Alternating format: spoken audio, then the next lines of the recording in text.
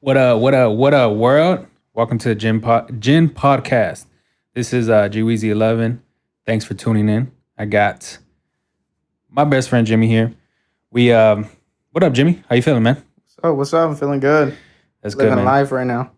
I bet you are. You got all this money on the Uh, table. what's up? What's up? um, me and Jimmy, like all my other friends, we've been friends for a while, and I think um, like like everyone else, we met in school, middle school, right? Middle school, yeah. Yes, seventh grade.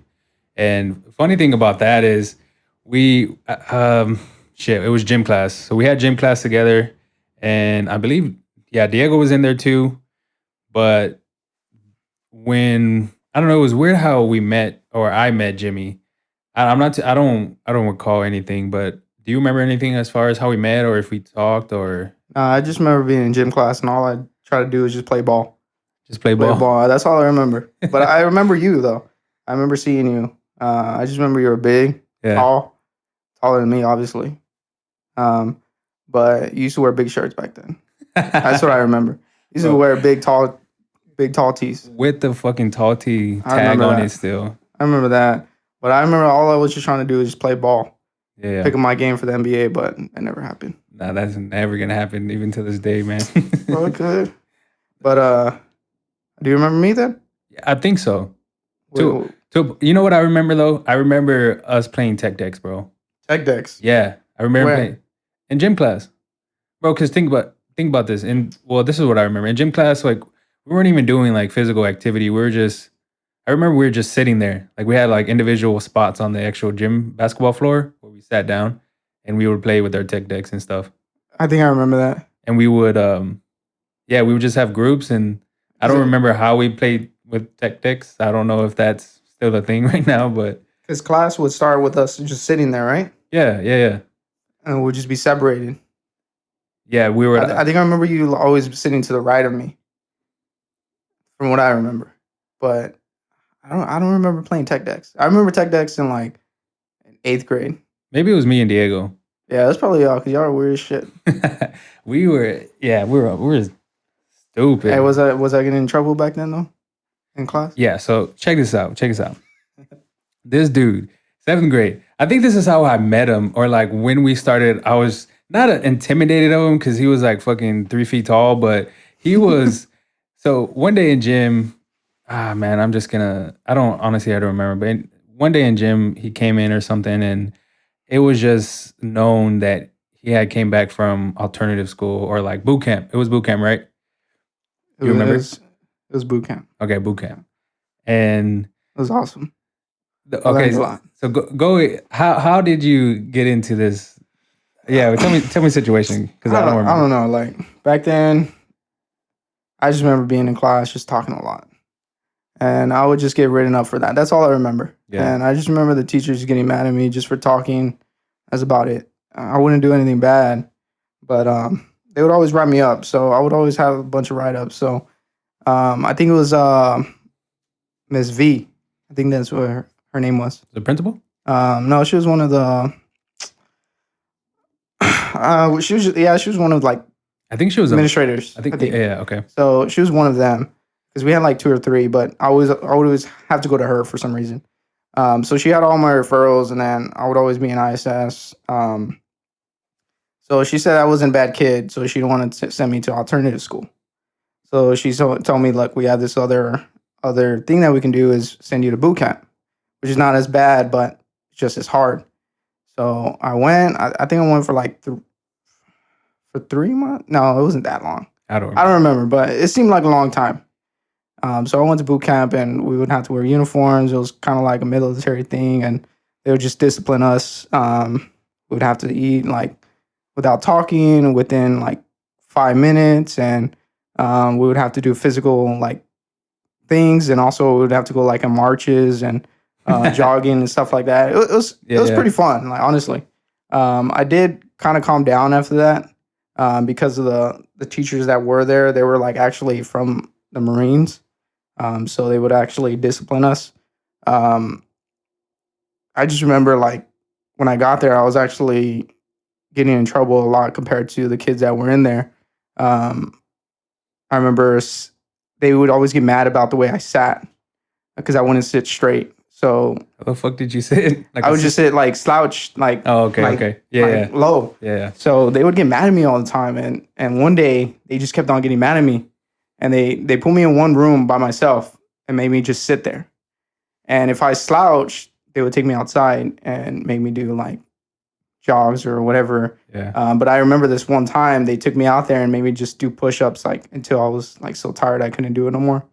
And then they would get a log and throw it and make me go fetch it pretty much. What the fuck? Yeah, like I swear, like I was doing push-ups and then he was like, "You had enough," and I was like, "No, I can still do it or whatever." So he gets a log. This dude was big, like Yeah. big. And he gets a log. He just throws it and he goes, "Go fetch it," and then he grabs it again. And after I give it to him, and he throws it, and I just keep on doing that, just make me feel some type of way, I guess.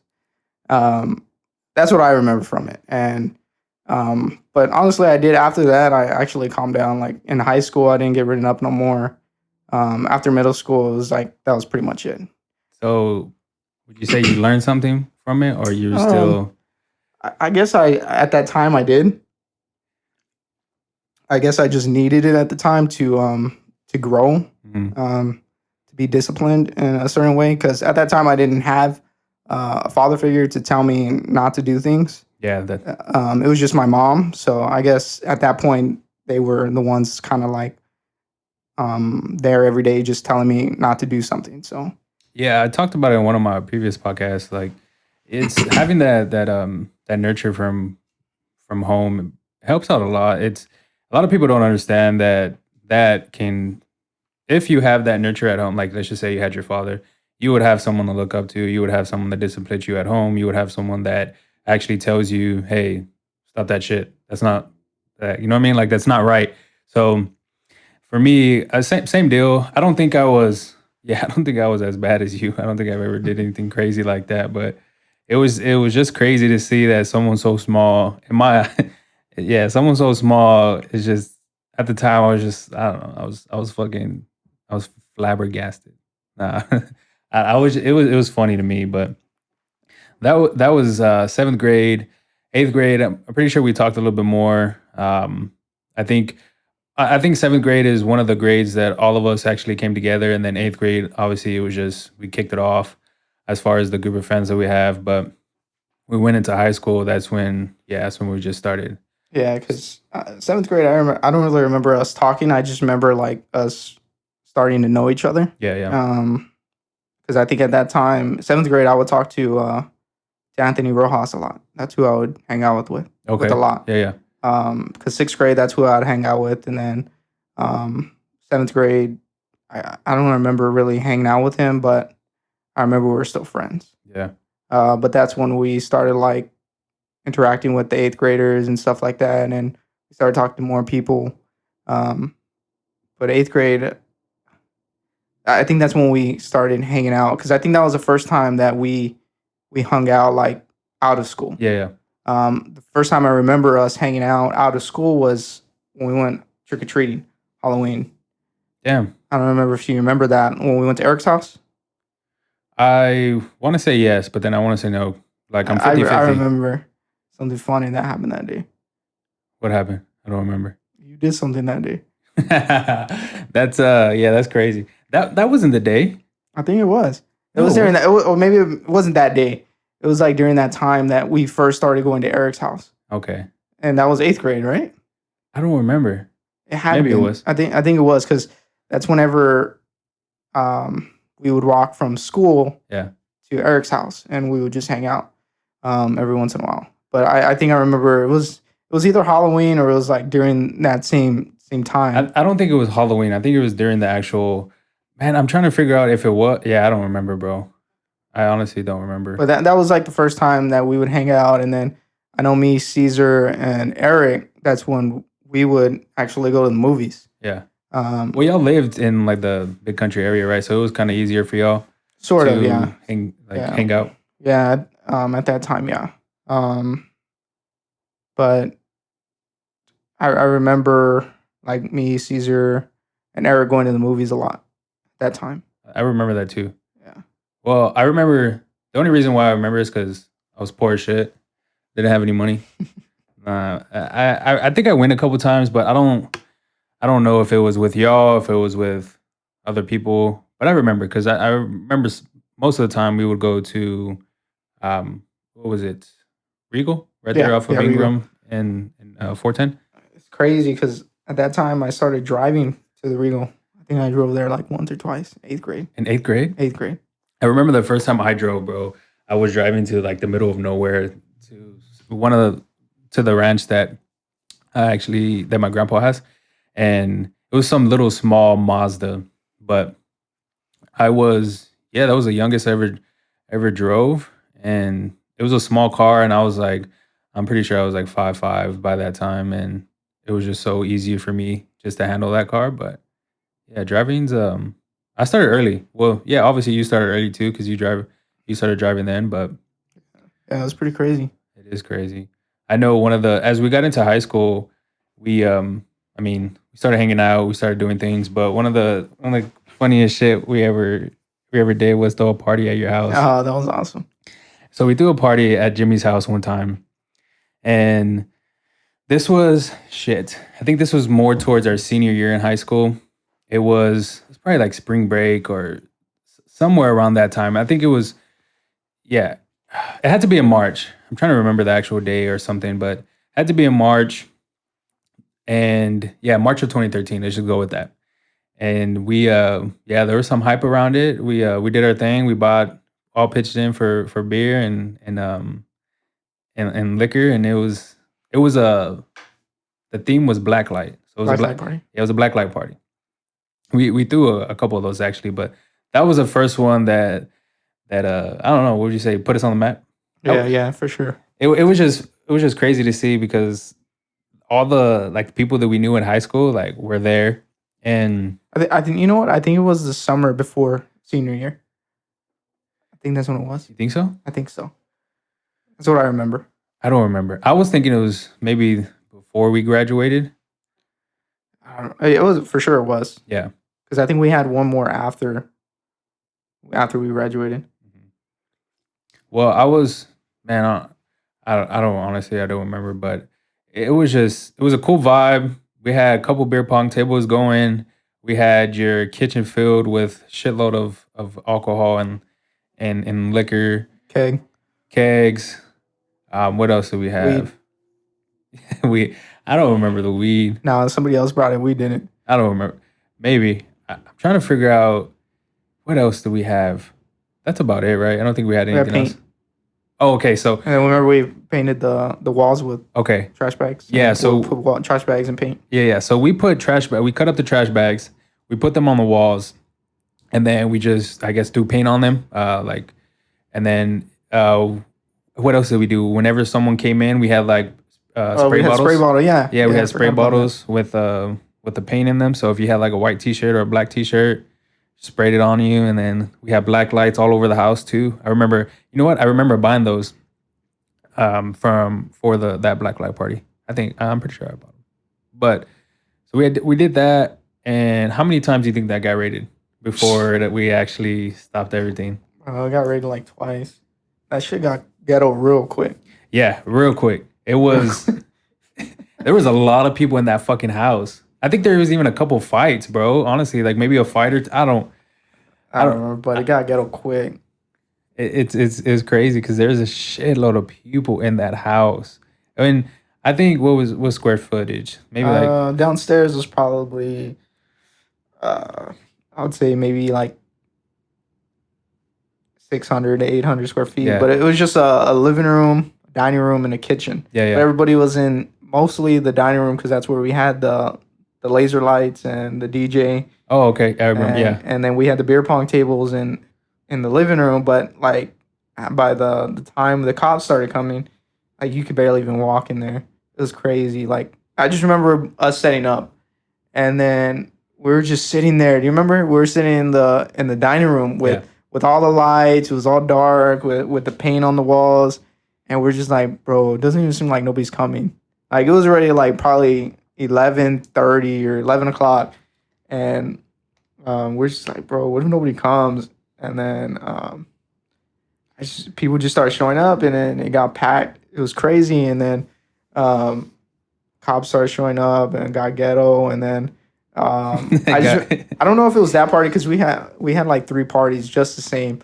But I remember one of the parties got so packed. I had this china cabinet in the dining room on the dance floor, and then there was this kid. I don't even know who he was because people just showed up. I don't even know who they were, but there was this kid on top of the china cabinet, sitting on top. what the fuck? Yeah, you know how tall china cabinets are. They're Yeah. like probably what? Like 7, 8 feet? Yeah, 7, 8 Yeah, feet. yeah. This dude was sitting on top of that china cabinet, and the funny thing is that china cabinet wasn't even connected. The bottom piece was just like shelves or drawers or whatever, and then the top piece was just glass. So it was like Yeah. this guy was sitting on top, and I don't even know how because that thing should have just fell over. But I just remember seeing him with a beer on top, just drinking. Just chilling. Yeah, like all the lights were on because we were telling everybody to get out, and this dude was just on there sitting there. It was crazy. It just didn't make sense. That shit doesn't make sense now that I think Did you about see it. that? I don't remember. Maybe I did. That shit was crazy. From the things that I remember. So there, I think it was like the first time the cops came and knocked on the door. I said keep it down or whatever. But there's just so much people. So I remember like people like coming up to me because we were in the corner back near your sliding doors, like the back of your house, Yeah, and yeah. where the DJ was at. Because the keg was right there. Yeah, so people were coming up to me, like people that I was actually cool with, that I actually talked to in high school, because there was a shitload of people that we had no idea like who it was. They're just like, "Hey, you think we can go upstairs? You think we can like chill here? Like, we have to leave?" And I was just like, "Yeah, I don't give a fuck." Like, we were all on some stupid ass shit that day or that night. And man, when do you remember when it lasted? Maybe till like Honestly, I don't remember. 5, 4, I 5. don't think it lasted that long. Because the cops came. But we stayed there that long. Yeah, no, we stayed there. Hey, was that the time when Diego tried to do that backflip? Oh my. Damn, do you still have it on video? Nah, I don't. You I don't? never had it. Someone has to have. So I think it was that night though. So yeah, man, we need that shit because Diego was trying to do a fucking a handstand or a backflip. He's trying to do a backflip. I don't know what the fuck he was doing. So in high school, I don't know if he had this like, I wouldn't say it's a signature move, but he would just like pretend like he was about to do a backflip. And like he would, like if he was a break dancer or something and he like got into a position or whatever and he went in and he fucking fell flat on his ass. But I don't know, to give him some benefit of the doubt, it was some beer on the floor. He was faded. Nah. Yeah, it was on him. It was funny as fuck. But honestly, I met a lot of people that day at that party, like people that I didn't even talk to before that I didn't talk to in high school. Like there's a couple people I'm just like, I was like, fuck you. I think that night, I don't know if, I'm pretty sure it was that night. Somebody took the pump to the keg. Yeah. Because obviously whenever you rent a keg, Yeah. you had to pay for the keg, which you rent it. But you buy the pump by itself. I don't remember how much it is, like $20 or whatever. Mhm. But if you lose that, that's a lot of money. And I just remember it was getting close to the end of the night, and that was whenever the cops were there, I think. Right after they left, and somebody just yells out, "Hey, somebody stole the pump! Somebody stole the pump!" And Oh, I was shit. like, "Fuck!" And so we started trying to look for it, and it was my mom's boyfriend that took the pump Why did he take the pump? because he wanted everybody to leave. But I was okay. tripping out because I thought somebody stole the pump, and I thought I was gonna have to pay for it. Yeah. So I was tripping out, and I was like, damn. But I don't remember that dude. Remember Jesse? The one that, remember when because we were all asleep in my room. Okay. You were there? Remember? Maybe. Keep going. Remember? So obviously it was the next morning, like, Yeah. or the middle of the night. We were, after we all drank, so we went to go sleep in my room. It was probably like 8 of us. Well, the guys that were sleeping there, I remember it was me, Diego, like Eric, Caesar. I don't remember who else stayed, but Diego always brings it up that my mom's boyfriend comes in like looking for the keys. Oh yeah. Okay. Remember? Yes, Remember okay, that? yeah. I remember. Damn. What did he say? I don't remember. He was Diego like- always brings that shit up though? He said, "Fuck." I'm trying to remember. He said something like, I don't know. We were. I think the cops were there, or they're yeah, the cops were there, and everybody was like in the actual house, but everybody was like, I don't know, on their knees or like trying to hide, and I don't know if he was telling someone to get out or fuck. Diego knows it. Diego knows the phrase That that, shit that he was said. fucking funny though. That shit was funny. I remember. And I think he went upstairs too, but or when we woke up, and I remember, yeah, bro, that was time of our lives, time of our fucking lives when we didn't have bills and bullshit to worry about, all this other fucking, yeah, Fucking going to Whataburger, all drunk and shit. bro. We used to have that Waterburger on Marbach and 410. Oh, just four tables all lined up. It was crazy because then at that time there was shit. Yeah, there was just everybody there. I don't think we ever got kicked out of Whataburger. I don't think so. We were just fucking drunk. I got kicked out of Whataburger downtown. At like recently or just No, uh, it was a while back. I think Caesar and Stefan were there. I think we went. I think we went to Paddles, oh, okay. and then we went to Whataburger right after. And I don't remember what happened, but one of the cops just threw me out. Literally Yeah, like just fucking literally picked threw you me up. out. Yeah. That's funny, man. Caesar and Stefan were there when I got thrown out of the strip club too. Oh, okay. I remember you telling me that. Yeah, I don't want to talk about that though. Yeah, that's But I a did get thrown out of the strip club. he was what were you can we go into it? Nah, let's All not talk right, about that. let's not talk about it. So we'll switch the topic. We'll go actually. So we got a couple things we want to talk about. Obviously, that's why you're tuning in. But me and Jimmy, again, we know each other for a long time. But we actually, shit, we actually, I've been in the business for about, well, the car business for about, shit, a year and a half or a year and a couple months. Um, and what would you say you've been a car salesman for? Now I would be. Well, I'm not in it now. Yeah, Let's not talk about that. But now I've been in the car business for about 2.5 years. 2 years. Yeah, 2.5 years. So, right now I'm not doing it, but I'm trying to look at some other things to do. But car sales did amazing things in my life. Taught me a lot of things. Put me in the position I am in now. But Yeah, there's a lot of people don't know that. I mean, there's this stigma. I think there's when I was getting into it, I thought of this stigma as like these people are trying to rip you off to an extent. You know what I mean? But honestly, it's a good like people that work in a cars like people that are car salesmen that I know personally. They're just ordinary people trying to make a paycheck. You know what I mean? They got bills to pay like everybody else, and there is certain ways that uh, that car salesmen get paid. Like there's certain different criterias and different there's different ways from different dealerships. It all varies, but I mean, all of us were just trying to have fun, sell cars, and make some money. But when let's see, I started December of 2018. I had just left a banking job. I actually worked at security service for about 6 months. And if you work in a bank, I give some props to you because that shit was stressful. People and money and banks, yeah, never again. But when I got into the business, I went head first.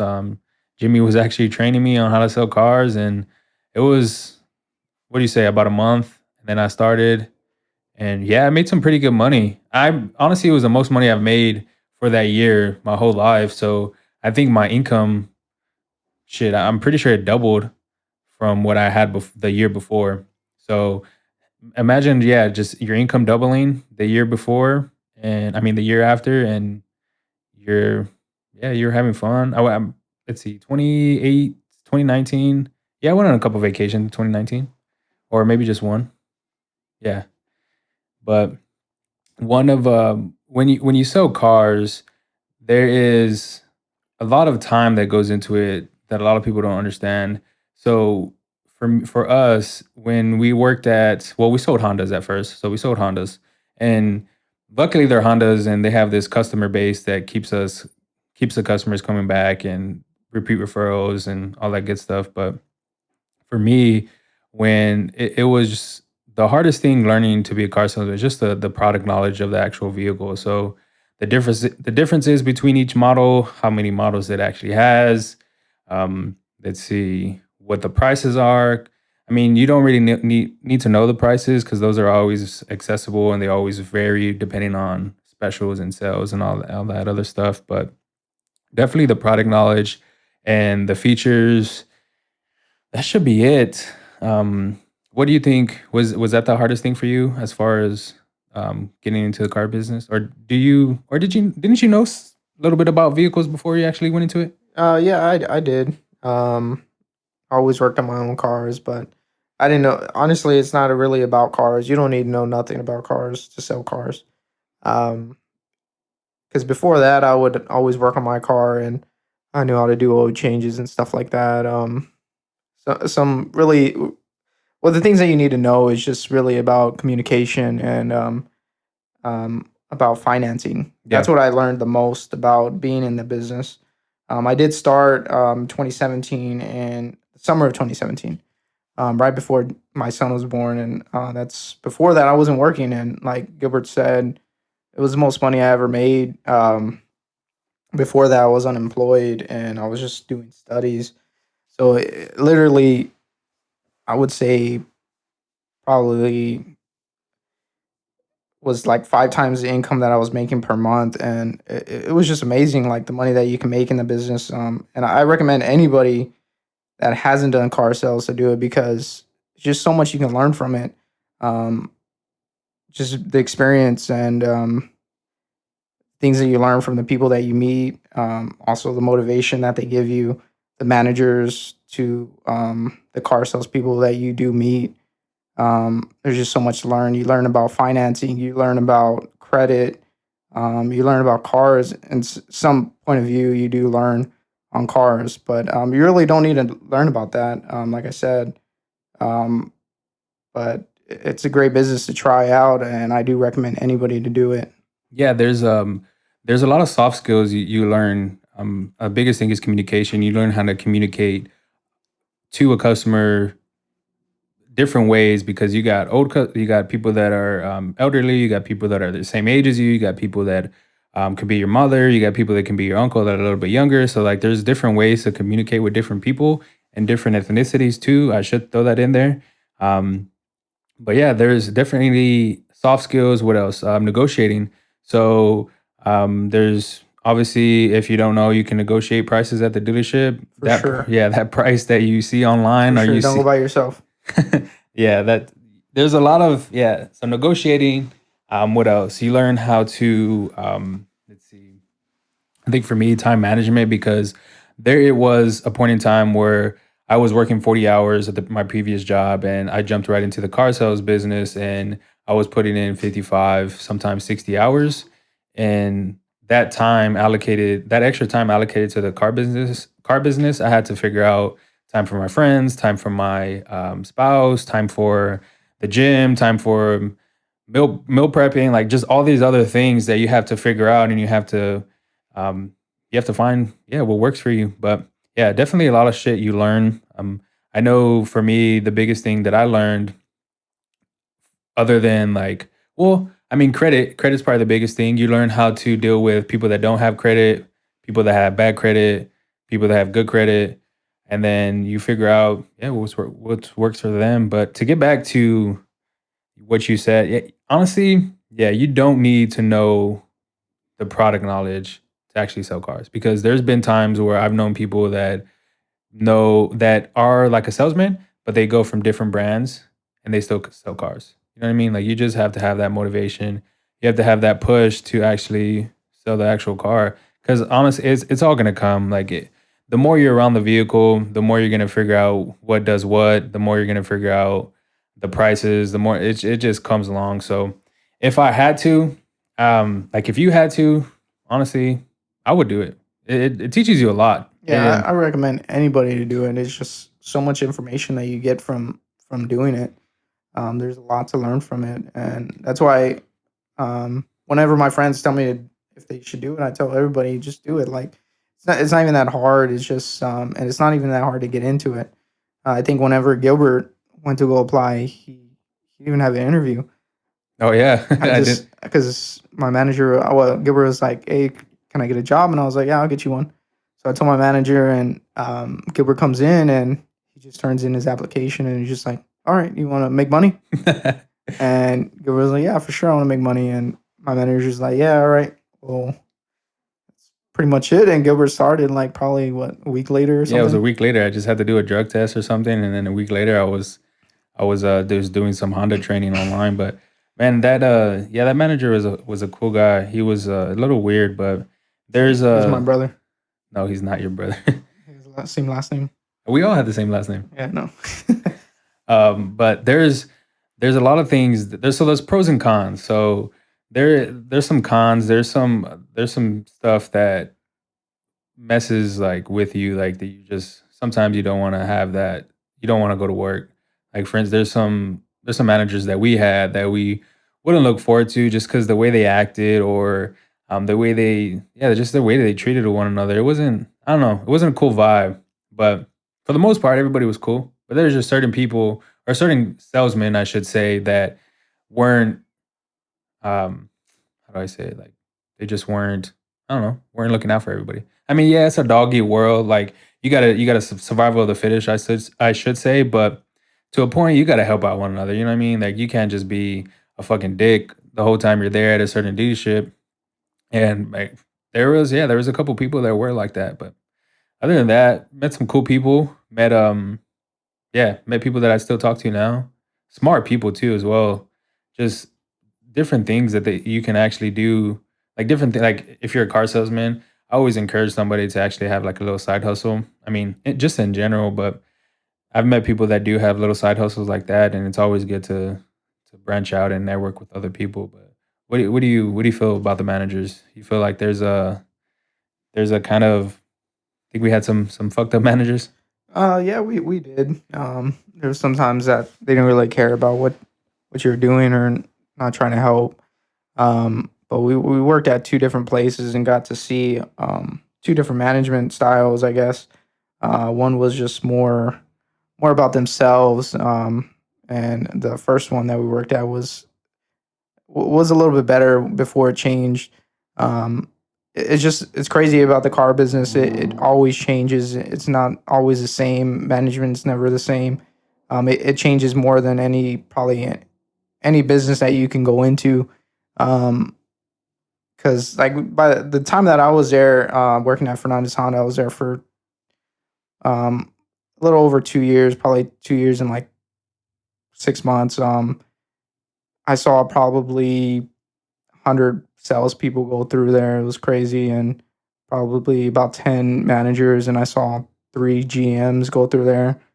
So it always changes. And you always have to adapt to it, because everything does change. So the managers at our second place that we were at just really looked out for themselves, and I didn't really see eye to eye with them. And in the car business, you kind of have to control your managers a little bit on how they treat your customer that you have. So it was a little bit harder when we worked at Toyota. Um, at Fernandez, we actually kind of controlled our managers the way we wanted to work our deals. So it was a little bit easier. Not every dealership is going to be easy to work at, just depending on the managers. And I think we both got to see how that was. What would you think? Yeah, same deal. Yeah, for sure the managers at Honda was laid back, 100%. Like we used to go on lunches, shit for about 2 hours. We used to fucking just hang out. So the vibe was for sure laid back. Obviously we made money. Obviously we're there to sell cars, and when shit had to get done, it got done. But going to Toyota and another dealership and having seen those managers let me backtrack. The dealership was bigger. They had a lot more inventory. They had a lot more sales. So a lot more money was had to be made, and they had obviously you have a quota you have to reach. So 100% the managers were looking out for themselves, to a certain way where they preached like, oh, it's all about the salesman's, like we treat you good, we give you the respect that you need. But man, honestly, yeah, I didn't feel that. I didn't feel that at all. There was, yeah, man, what'd you say? We just got thrown into the wild at that dealership. You got it. Not really. It's just my issue with them was like I didn't connect with any of the managers. Yeah, There was a lot of managers there. There was probably what about eight, yeah. So about eight, and nine, then at Honda we had four, yeah something like that, maybe about four. four that we would talk to every day. So it was double the managers, and I guess it was double as hard to get through those managers on trying to control them on what you wanted to do with your customers. So it was a little bit harder. And honestly, they were a little bit harder, like to get a certain thing done from them, for sure. Yeah. Um, so Yeah, there's been a couple times where I was at Toyota and there was a lot of things that well, being new, and there was a lot of structure and things that I didn't know that had to get done. And yeah, I wouldn't say I wasn't expecting them to feel sorry for me, but I was just like, fuck, like I didn't know, like, you know what I'm saying? Like it's one of those things where I would think the managers would be a little bit more lenient since we were new, or since we didn't know what the fuck we're doing sometimes, like the actual paperwork, the structure, the process, like all that stuff. Because that's another thing that's different from dealership to dealership. There's a lot more. Well, there was a lot more paperwork we had to deal with at a Honda versus Toyota, for sure, which made for us, it made the sales process very, very smooth, and that's what I liked about it. But there was a lot of times where I didn't know what I was doing, and I would ask, and then from there it would just trickle down to someone getting mad, or someone hurting each other's feelings, or just something stupid. But there's yeah, there's I think going back to that stigma, not all salespeople are bad, because car salespeople, but there are some people out there that are just fucking dicks, that are just like we've met some people that are just out there to rip somebody's head off. for But sure.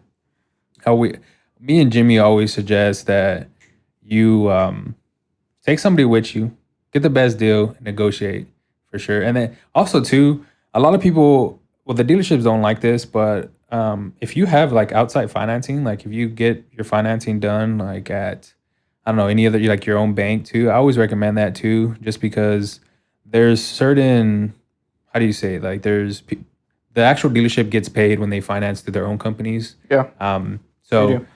if you want a better deal, if you want a better interest rate, if you want overall, I guess just a smoother experience, definitely go ahead and get your own financing.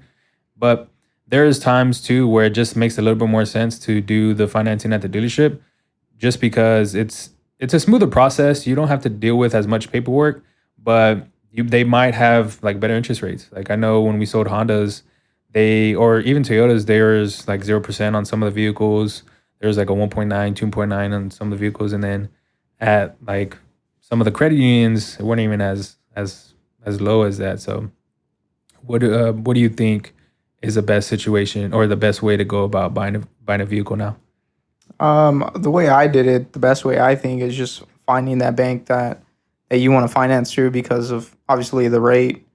Sometimes, like you said, the dealership does have a better rate to go off of, um, but it's not always the case. Like you said, dealerships try to hold on the rate to make money off of you, make money off the bank. And obviously, it's a business. They're gonna make money no matter what, especially on people that don't know things. Yeah. And that's what we take advantage of off the most is whenever you don't do research and you just show up to a dealership and expect to think that you're going to get the best deal.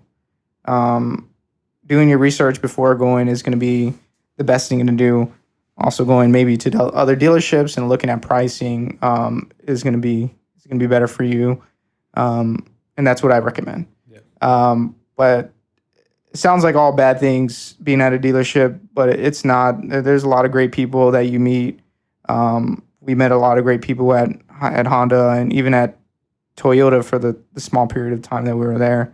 I wouldn't say necessarily some of the managers weren't the best, but a lot of the salespeople that we met were pretty cool, and I still keep in touch with a lot of the salespeople that I met at Honda and even at Toyota. But I do recommend anybody that wants to get into it, just do it. It's not that hard to get into it. You learn a lot. You learn a lot for yourself as of financing, and not to get ripped off by salespeople. Yeah. Because that's where you mess up is when sometimes when you trust your salesperson too much is when you get messed up or Yeah. when you get screwed over. Yeah. And necessarily I wouldn't do that all the time. It's just when the customer would allow me to do it, I would do it because they didn't question me, and I wouldn't care because they didn't know better, and I would make it seem like I didn't know better. Yeah.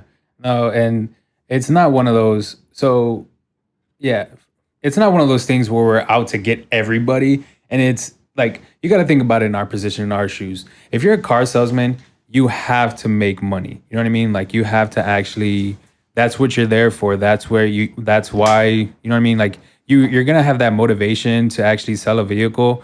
But if you have that person that is not doing the research, that is, um, just buying the vehicle for whatever reason, and you have the opportunity to make a good amount of money on it, I would definitely go for it because that's how you're getting paid. You know what I mean? Like, I'm sure there's other situations that y'all have had, or the listeners that I've had that actually been in situations where they want to make money, but it might not be in the best interest of the actual buyer or whatever the case may be. But you do have a life, you do have bills. I mean, you might have kids. So we were just there to make money. So that's why we did it. We weren't out to hurt anybody. But even at that, there was, I mean, more times than we ripped somebody's head off, more times than we actually lost a good amount of money on the actual vehicles. So there was a lot of, what do you say, like a lot of Middle Eastern people, a lot of Asian people got. No, we're just being real. Not to be racist or anything like that, because definitely not racist. But Hey, yeah. Gilbert can lose the most money on any car, I swear. Bro, so look, check this out. What's the most money that you lost on a car? You probably have it at Toyota. Oh, how much did I lose on that one? It was like that 45, Corolla, right? No. It was at Honda, that red Civic that you got a grand off of. Oh, yeah. Okay, that was like $6,000, but that wasn't your fault though. Yeah, So it was like, I think it was like $4,000 or something. no, it was like 6. I don't remember. I remember it was 6 It was my because fault, so I don't count it. only reason why I remember is because I was trying to sell that vehicle that week before, and I already knew how much the car was losing.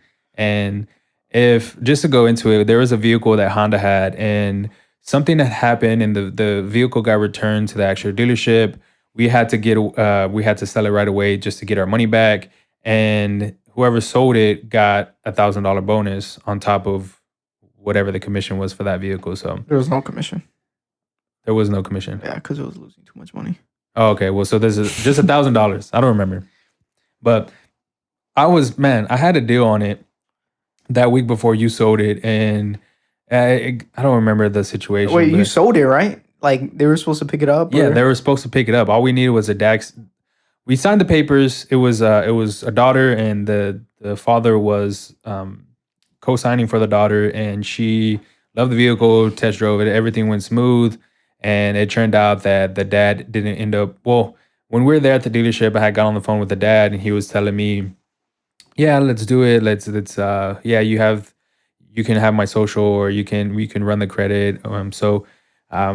There's obviously you have to do a credit app online to kind of get that information. You can't just do it over the phone. But that's besides the point. We agreed to numbers. Everything was smooth. He ended up just telling the daughter like, "Hey, this was a high payment, and you can't afford it. You only make like $1,500 a month or $1,200, something crazy low like that." Oh, yeah, I remember. And yeah, deal ended up going didn't end up going through. But man, I was happy, bro. I had filled it up with gas. Was Detailed there it. the $1,000 cash at that time or no? Yeah, 100% there was. There That's was? what. Yes. I don't remember. You know what's funny? Joe even tried to. You remember Joe was trying to sell it too, like that same day. Oh, yeah. Yeah. I remember. I think that same day someone else was trying to sell that vehicle, and they were supposed to come back and maybe, I don't know. I can't believe I sold that car. It was so amazing. I think that was my biggest month too. July, right? Yeah, it was my biggest month. Right before we went to LA. Yeah, I remember. It was when I sold 22 cars. Yeah, Or that was 20 my 22, 23 or whatever. bro. That month was so fucking crazy because that month we made the most money. I sold the most cars, and Bro, I made crazy money. yeah, that next month we went to LA, and it was a time of our fucking lives. Fuck yeah. Yeah, you can just to go back, you can make a good amount of money, especially if you know what the hell you're doing. Yeah, for sure. And you're not gonna make money every single month. Oh yeah, yeah, You'll make a crazy amount of money one month, and then the next month you're not gonna make nothing. Um, and the thing I learned about, well, I think I knew this about saving money before I even started in the car sales business, but um, I think it prepared me for the car business. I would always save money hmm all the time, no matter what. But once I started selling cars, like I would make a big paycheck and I wouldn't spend it. I would just save it. I'll probably spend like maybe a quarter of it or even less than that. Um, but it just helps me out throughout the time that I wouldn't make money because there'd be months that I wouldn't make really anything. Like I'd probably make just as much money as if I were to work at McDonald's. And then the next month I would make probably just as much as like a lawyer or doctor, but yeah, yeah. and then the next 3 months I wouldn't make nothing. So like it's just crazy, but you learn a lot through it. Like I said, you learn a lot of how to spend your money and save it. So it's a good experience to go through for sure. Um, but That yeah, that helps you out outside of the actual dealership, like your personal finances. Yeah, to yeah, I agree with you 100%. So it helped me save money to where I'm at a point where I save money all the fucking time. Like there is, if you haven't read it, there's a book called Rich Dad Poor Dad, and I encourage everybody to read it. It's a purple book. I have it here. You can rent it for me $5 a month. No, but you can yeah, I encourage everybody to read that because that gives you the basics of financial freedom. But it to go back to being a car salesman, it definitely puts you in a position in life where you realize so much things where you wouldn't before. First is saving, um, and just you learn how to manage your money because there's times where you don't make a lot of money and there's bad months and there's sometimes where you triple or quadruple your actual money you made the month before and life is good and there's I know there was a couple times where you had 3 months altogether making money and it was right there's before I bought my house. yeah, there was times after that where you didn't make any money for a couple months after that. Same deal with me. Um, I had maybe like a 3 or 4 month streak, maybe 3 months to be exact, where I was just making good amount of money, and then after that, it was like fucking slope downhill, and you just don't sell as much cars. And it's the market. It's not us or anything like that. It's Sometimes it is your mindset, though. yeah, Sometimes it is. okay. I can agree with that too. Just because, yeah, you can get into a mindset. Yeah, you can definitely get into a mindset where you don't have motivation or you don't Yeah, and have, it's crazy too because in car sales you do have a lot of time on your hands, a lot, because it does only take say 4 hours to sell a car or whatever it may be, yeah, and you're at work most of the time from 12 hours or 9 to 12 hours or whatever it may be. But other than those times that you're selling a car, you're just doing nothing. And there's a lot of time on your hands that you can do other things. So in car sales, you have a lot of downtime. That's a lot of things. I guess even with like real estate and stuff like that, you just have a lot of downtime that you're not doing anything, not making money. yeah. Um, You definitely got to figure out, you got to figure out your schedule. You got to figure out the structure you want to have. If there's a shit, man, if there's a day you don't feel like doing anything, you don't have to do anything. I mean, you're there to sell a car. So if it stumbles upon you, yes, you're going to sell the car. But I think for us, we at the first dealership we worked for, there was a lot of downtime and there for was a sure, lot of shit that stupid things that we did that we yeah, just a lot of stuff that you can do with being a car salesman.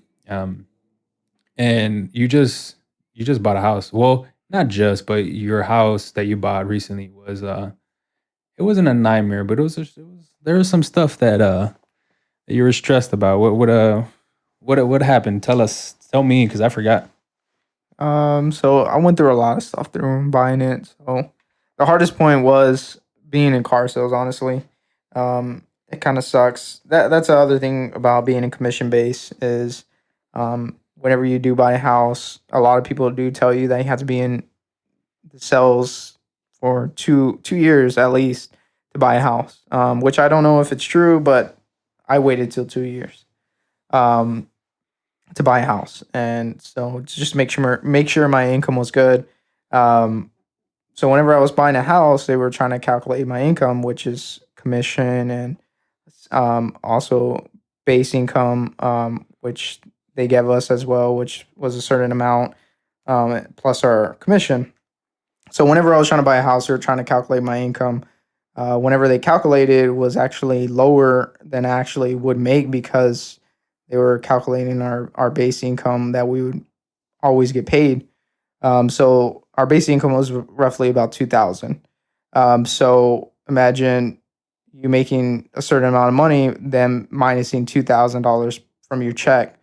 So it was actually showing a lot less than I was actually making.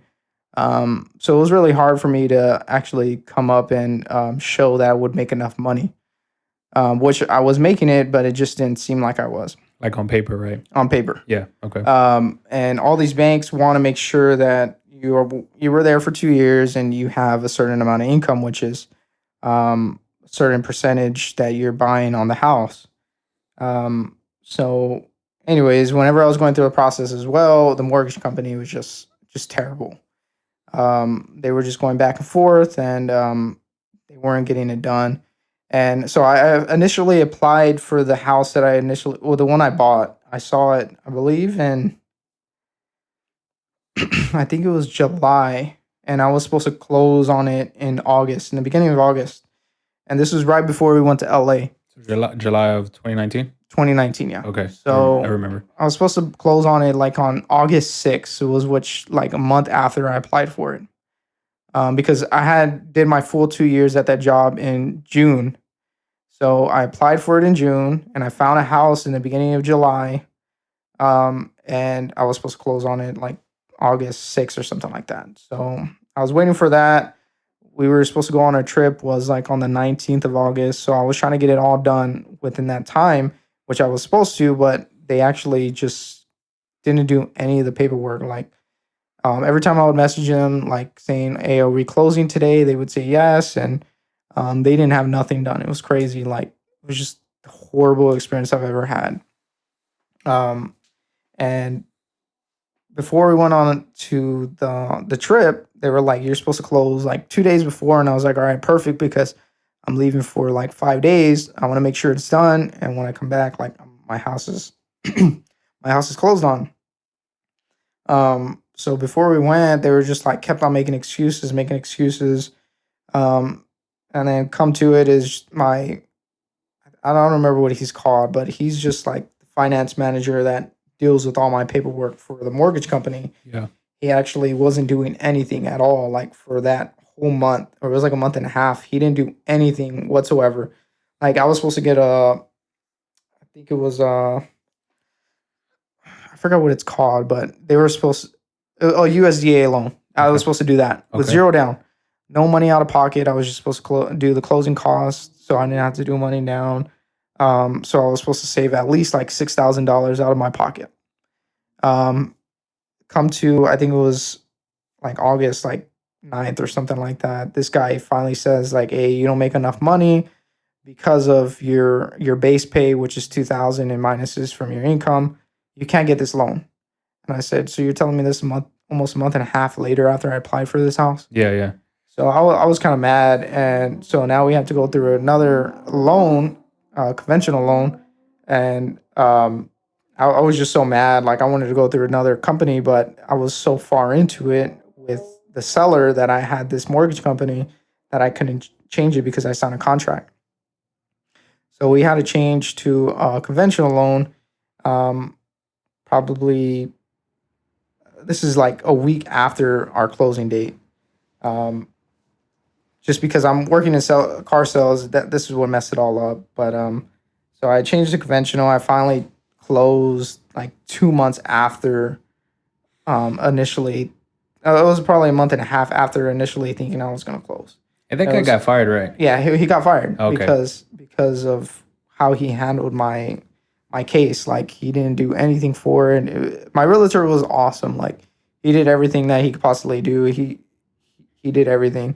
But It was just a finance yeah, manager or it's the guy. finance manager. Yeah. But it's just also because the car sales, like that's what messed it all up, which was it sucked. Like I had to make sure that my income was perfect, and like I even before I bought that house, I was actually looking at a new home and building a new home, which didn't work out because um, it took about I believe it was like 3 to 6 months to actually build a house. And with car sales, like I said before, your income never is consistent; it always changes. Yeah. So no matter what, if I showed like say my average was a certain amount within that 6 months or 3 to 6 months, it could have possibly changed a dramatic amount, say $500 to $1,000, preventing me to be able to buy a certain house that I wanted. So I couldn't build a house. I had to buy a used house. I had to buy either a used house or available home that was already built in a new home. So it just was a hassle. Um, I learned a lot from it, and right now I am actually trying to go into real estate. So hopefully I can learn a little bit more because I do want to learn into that stuff, and I think the best thing to do is to get into those kind of fields and learn those things from hands-on experience rather than reading into it and trying to buy a house on your own without knowing because I didn't have anybody that showed me Yeah, that's what what to do. yeah, Um, for a lot of yeah, just for us in general, there's a lot of things our group of friends, there's a lot of things that we're doing that for the first time just because we don't have that that support, that mom that or I mean, we have our parents, but to a certain my extent mom's they're never bought a house. well, just I mean, you know what I mean? Like we have, some of us have that support, some of us don't. So there's some of us that are doing it for the first time Yeah, for sure. that we have no idea what the hell we're doing, but we're doing it and we're not winging it, but we're going as we're going along as it comes. So yeah, there's a lot of shit that I would say that we learned that we wish we wouldn't have done that um we wish we could have done over like as far as the buying the house and picking the mortgage company or anything like that. But yeah, there's yeah, that shit sounds so stressful. It was stressful. You were there whenever I was going through it. Yeah, and to give the listener, so we were working together, but there was times where Jimmy would be on the actual phone for shit. I don't know, maybe an hour, maybe a little bit more than that at work. Keep in mind, you're trying to sell cars when you're in the like when you're a car salesman. So having that having that mortgage company or going through this while you're still having it to work or why it just becomes so stressful and I can see it like he would come into work not wanting to work he would go home trying to think about this. I'm sure you had some sleepless nights over that too as well, so it was an all around hectic time for Jimmy. So if yeah, if you're going through that, I wouldn't know what to tell you, but no, I'm just kidding. Yeah, it's a crazy time. Buying a house is in general. It's fucking crazy. It's It's crazy. It's crazy there's so much shit you gotta to put learn. together. Yeah, they do put you together. Taxes for sure. Yeah, there's you know what there's some interesting there's some very low rates right now, right? Like Yeah, some for sure. buying a houses. I know, man. I was Two actually point seven seeing. five. Say it again. 2.75. Holy shit! If you don't know that interest rate for a house, Super that's low. yeah, super low. There is man, there I saw something on Twitter. I don't know if it's right or wrong, but there's this realtor I follow that's based out of Dallas, and he was saying that there are some new home builders that are actually giving that same interest rate. Like I think it was like 2.8, 2.9, It's something under somewhere in three. there. And but they're also paying the first 6 months payments for No like way. for first responders. First Oh, okay. responders, what else? Like policemen, like essential workers, I should say to an extent. Like I think you have to be a first responder, you have to be a nurse, you have to be like a healthcare provider, like stuff, something like that. But yeah, that new home builder, I was just like, holy fuck. Rates low, you get your first 6 months paid for, and depending on which how much your house is, I mean that's fucking crazy. So it is definitely been a journey for both of us. Definitely some things that we learned along the way. So it was anything you want to plug right now? Anything you want to tell these listeners to watch out for? Anything at all, Jimmy? Buying a house. No, just in general. Anything we talked about. Just any tips, tricks, anything? Car buying. I mean, we pretty much covered it all, right? Pretty much. Yeah. Um, but yeah, buying a house is crazy. Like I don't know. It's just like buying a car too. It's just like you go into it not knowing anything, and I went into it not knowing anything at all. Um, and I just hope to possibly help somebody do it, and it's kind of the same thing for everything. Like buying a car, going into college, like you don't know anything. You jump into it if you don't have the parents or somebody to show you how to do it. And it's crazy because me and Gilbert don't have anybody to show us like how to do these things. So we kind of have to learn from each other. And I think I am the first one to buy a house from our friends. So I didn't really have anybody to ask about it. Like my brothers and sisters and my mom, they've never bought in a house. Well, not recently. My mom bought one probably like 30 years ago. Yeah, I didn't even think about that you actually were the first one out of all of us to buy a house. But I mean, it Yes. is true. So And I didn't have nobody to ask or go to ask this information or like what kind of loan or what kind of experiences. And it's funny because a lot of our friends in the car business, they actually are also trying to buy a house or they have gone through it or were going through it when I was going through it. And some of the experiences were different. Some of them were easier, some of them were just the same. Um, so it's crazy. Like you just have to learn from experience, and I wish I could ask somebody, but there was nobody for me to ask at the time. yeah. Um, and we have friends trying to go through it now, and so hopefully I can possibly help them in the process. But like every situation is different from the business that you're in, and like a lot of my friends that are in car sales right now, I can possibly help them more than my friends currently that are trying to buy a house because they're in the same situation that I am, and then the friends that I have Yeah, that because are not in the car sales. I think just me and you. Yeah, it's just me and you that were in a car business, and all our other friends, they either own a business or they're actually like hourly wage. So it's a little bit different when you come together to calculate your income to buy a house. But yeah, it's stressful.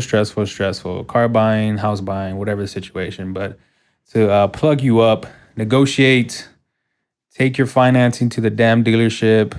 Don't get put together. Um, get the car you want. Make sure it's exactly the way you want it. Color, inside, everything in general. Yeah, yeah, for sure. Make sure you get the car you want. Like, Yeah, never go into a place and walk out with the car that you didn't want. yeah. If you go into a dealership and you don't want that specific color for whatever reason, they don't have it or anything at all, they can get it. Like there's been countless times where we've gone, I don't know, like somewhere out of state, not out of state, but somewhere out of San Antonio to actually get a Hmm. vehicle, just because that customer wanted a specific color on the inside or outside. So get the actual vehicle you want because you are paying for this over 4 to 6 years. This shit, sometimes even 7. So yeah, that is it, guys. Thank you for tuning in. This is G Weezy 11. Appreciate you listening again. 5-star reviews, 5-star reviews, people. Leave a damn review. I know you're putting the ratings, but leave a damn review. All right, guys. Yeah, we'll see you next time. Hey, Jimmy, thanks, bro. For sure.